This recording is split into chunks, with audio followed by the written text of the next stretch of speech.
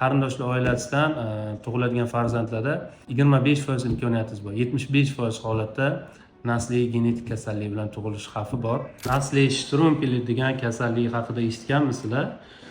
Xuddi belgilari DTSPga o'xshaydi. Qo'l, oyog'ida ham tonus bo'ladi. Hozir ikkitasi keldi. Aka-uka, bittasi 2018, bittasi 2021. Qarindoshlar oilasida, qarindoshlar, ya'ni xolavachchalar o'rtasida paydo bo'lgan narsa. Xuddi shu narsa haqida amaki-bachcham bilan kecha gaplashgandim.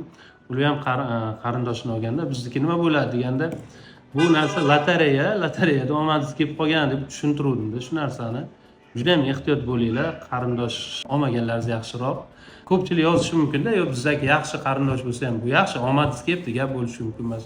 Agar begona qon bo'ladigan bo'lsa, tug'iladigan farzandlaringiz bilimli, kuchli, sog'lom, immuniteti yuqori bo'ladi. Hech qachon shuni unutmang-da. Misol uchun qarindoshli oilasidan tug'iladigan farzandlarda 25% imkoniyatingiz bor. 75% holatda nasliy genetik kasallik bilan tug'ilish xavfi bor. Sizga shunaqa risk kerakmi? Siz nima deb o'ylaysiz? Kimda shunaqa holatlar kuzatilgan? Fikrlaringizni yozib qoldiringlar. Biz uchun ham muhim.